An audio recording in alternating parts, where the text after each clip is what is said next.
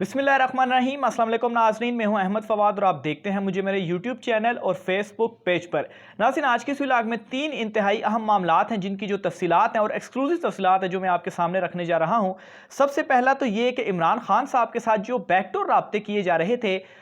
उन बैकडोर राब्तों में पहली मरतबा ब्रेक थ्रू जो है वो आया है और इमरान खान साहब की साइड से एक रिस्पांस जो है वो सामने आया है और पॉजिटिव रिस्पांस इसको कहा जाए वो सामने आया है। एक तो इसकी डिटेल्स आपके सामने मैं शेयर करूंगा। दूसरे नंबर पर नाजरीन, शहबाज शरीफ को असेंबली तहलील करने का कह दिया गया है और इस वक्त जो सबसे एक मुस्तहकम राय है वो अक्टूबर में इंतखाबात के हवाले से है। सवाल यहाँ पर यह है कि अगर फौरी असेंबली तहलील की जाती है तो अक्टूबर में इंतखाबात का मामला फिर क्या चल रहा है, इस हवाले से भी आपको एक्सक्लूसिव डिटेल्स हैं वो मैं शेयर करूंगा। और बिल आखिर जनरल बाजवा साहब की जानिब से या फौजी क़यादत की जानिब से बड़ा एक अहम पैगाम या एक बड़ा हुक्म आप कहें वो सामने आया है। वो क्या है और ये हुक्म आप कहें कि मरियम नवाज और शहबाज शरीफ के लिए है, इसकी तफसील भी आज के इस व्लॉग में आपके सामने रखूंगा। सबसे पहले नाज़रीन मैं आपको ये बताता चलूँ कि इमरान खान साहब से बैकडोर राब्ते किए जा रहे थे, मुख्तलिफ पैगामात इमरान खान साहब को पहुँचाए जा रहे थे। ख़ास तौर पर नंबर ब्लॉक करने के हवाले से भी तफसीलात सामने आई कि इमरान खान साहब इन राब्तों से तंग आकर उन्होंने 2 बड़े अहम नंबर्स जो थे वो भी ब्लॉक कर दिए थे क्योंकि वो किसी से भी बातचीत नहीं करना चाहते थे और एक ही मुतालबा उन्होंने फौरी नए इंतखाबात के हवाले से रखा था। जलसों के ज़रिए और जितने बड़े बड़े जलसे इमरान खान साहब की जानिब से किए गए,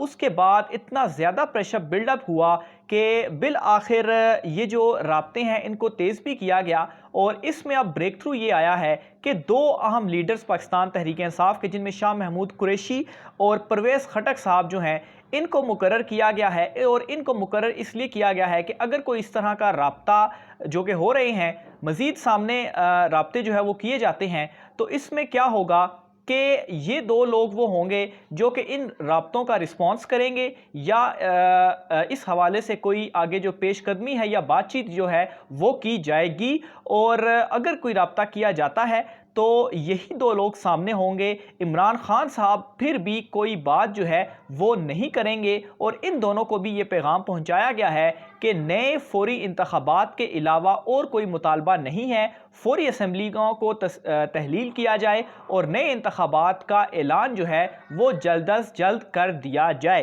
तो इसको एक पॉजिटिव वे में भी लिया जा सकता है कि एटलीस्ट कोई तो होगा जो पाकिस्तान तहरीक इंसाफ की बाकायदा तौर पर नुमाइंदगी करते हुए अगर बात भी करेगा और जो एक ही मुतालबा इमरान खान साहब का है कि वो भी सामने रखेगा। हालांकि ऑलरेडी ये जो मुतालबा है वो सबके सामने है, लेकिन उसके बावजूद अगर टेबल के ऊपर बात होती है तो ये 2 लोग होंगे जो कि बातचीत करेंगे। दूसरे नंबर पर नाज़रीन, शहबाज शरीफ साहब से गुज़श्ता कुछ रोज़ से काफ़ी अहम मुलाकातें भी हुई। उस अहम मुलाकातों के अंदर अहम पैगामात भी हुए। ख्वाजा आसिफ का भी बयान सामने आया, फिर उसके बाद इसहाक डार का, बल्कि इसहाक डार का पहले बयान सामने आया, फिर ख्वाजा आसिफ का बयान सामने आया और ये बयान था अक्टूबर में नए इंतखाबात करवाने के हवाले से। और इसके अलावा अब जो नवाज शरीफ से मुलाकातें हुई हैं तो शहबाज शरीफ को एक चीज़ तो कही गई है या सजेशन जो की गई है कि फौरी तौर पर जो असेंबलियां हैं उनको तहलील कर दिया जाए और इस हवाले से जो मरियम नवाज है या मरियम नवाज जो ग्रुप है उनका काफ़ी स्ट्रांग स्टांस है कि असेंबलियों को तहलील कर दिया जाए क्योंकि मौजूदा जो मईशत का बोझ है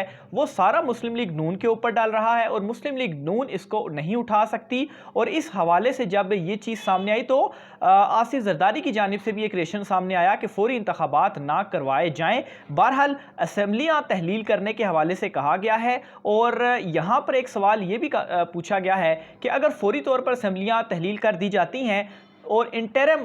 जो गवर्नमेंट है उसका अनाउंसमेंट कर दी जाती है तो वो तो सिर्फ 3 माह के लिए होगी। और फिर जो बड़ी एक स्ट्रॉन्ग सजेशन या लग भी इस तरीके से रहा है कि अक्टूबर में नए इंतखाबात होंगे और जो नवंबर में बड़ी अहम तैनाती होने जा रही है वो जो नई हुकूमत आएगी वही करेगी, तो फिर अक्टूबर में इंतखाबात किस तरीके से होंगे। अब इसके ऊपर नाजरीन ये एक चीज़ें जो है वो सामने आ रही हैं कि इंटरम जो गवर्नमेंट है वो बनेगी और वो 3 माह की बजाय वो ज़्यादा देर तक भी प्रोलॉन्ग जो है वो कर सकती है क्योंकि इस वक्त हालात इस तरीके से बने हुए हैं और इलेक्शन कमीशन भी ये कह चुका है कि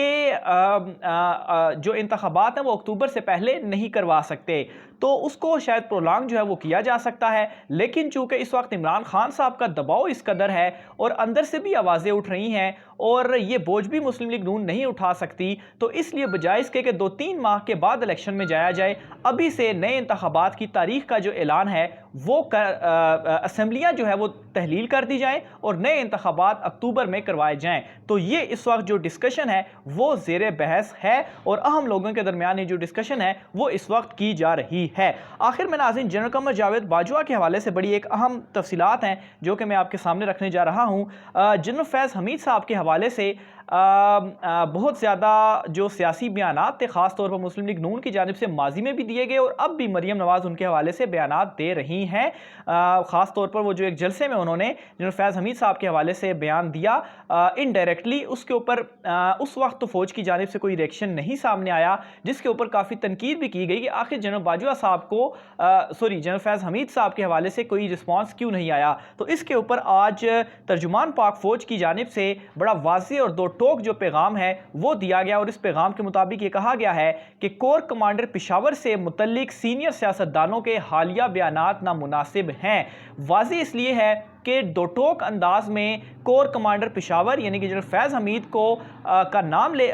کو واضح طور پر ان کا کہہ کر اور پشاور کا کہہ کر یہ کہا گیا ہے۔ اس سے قبل بھی جو ایک بیان سامنے آیا تھا، اس بیان میں ایک جنرلی اوورال فوج کے حوالے سے کہا گیا تھا کہ سیاسی بیانات اور فوج کو سیاست میں نہ گھسیٹا جائے، لیکن ابھی پرٹیکولرلی جنرل فیض حمید کور کمانڈر پشاور ان کے حوالے سے جو بیان ہے وہ سامنے آیا ہے۔ مزید بھی اس کی کچھ جو کہی گئی ہیں اس بیان میں چیزیں وہ میں آپ کے سامنے رکھتا ہوں۔ تو آئی ایس پی آر کی جانب سے اپنے بیان میں یہ کہا گیا ہے کہ پشاور کو پاکستان آرمی کی ایک ممتاز فارمیشن ہے، اس اہم کور کی قیادت ہمیشہ بہترین پروفیشنل ہاتھوں میں سونپی گئی، اور پشاور کور کمانڈر سے متعلق اہم اور سینئر سیاستدانوں کے حالیہ بیانات انتہائی نامناسب ہیں۔ سینئر قومی سیاسی قیادت سے توقع ہے کہ وہ ادارے کے خلاف متنازع بیانات سے اجتناب کرے۔ پشاور کور 2 دہائیوں سے دہشت گردی کے خلاف جنگ میں ہر اول دستے کا کردار ادا کر رہی ہے۔ افواج کے سپاہی اور افسران وطن کی خود مختاری اور سالمیت کی حفاظت جان ہتھیلی پر رکھ کر رہے ہیں۔ ایسے بیانات سپاہ اور قیادت کے مرال اور وقار پر منفی اثرات ڈالتے ہیں۔ اس کے علاوہ یہ بھی کہا گیا کہ